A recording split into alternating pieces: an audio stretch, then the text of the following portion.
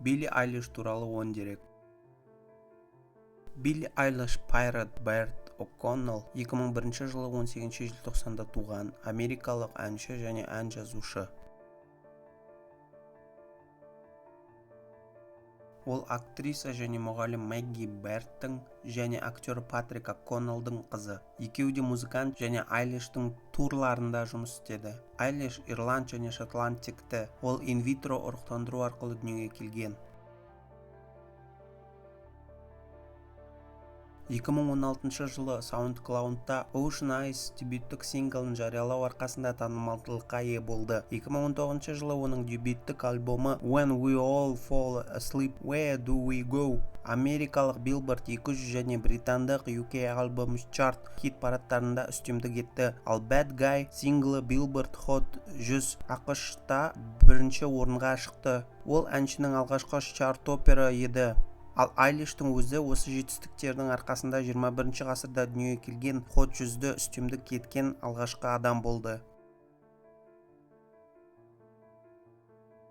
2020 жылы Айлиш Грэмми музыкалық сыйлығының жеңімпазы атанды. Ол барлық 5 негізгі номинацияны жыл әні, жыл альбомы, жыл жазбасы және үздік жаңа орындаушы мен үздік вокалды поп альбом номинациясын жеңіп алды. Нәтижесінде ол 1981 жылдан бастап жылдың барлық 4 негізгі марапатын алған бірінші орындаушы болды. Жалпы алғанда әнші 7 Грэмми сыйлығының иегері 2021 жылдың 15 наурызы бойынша.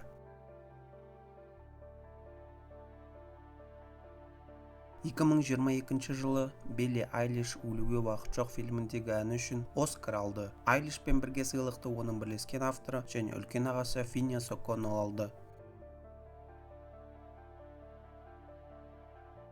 Time журналының пионерлер санатындағы 2021 жылдың ең ықпалды 100 адамының бірі.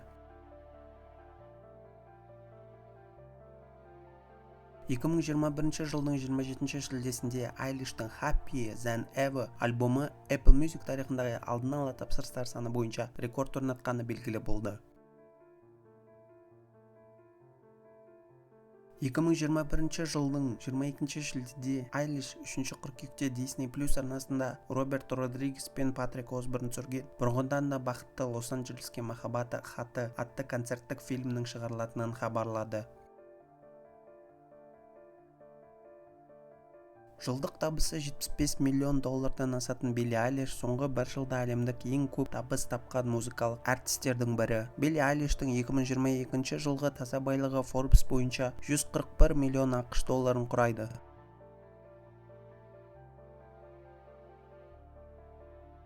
Бойы 1,61 метр.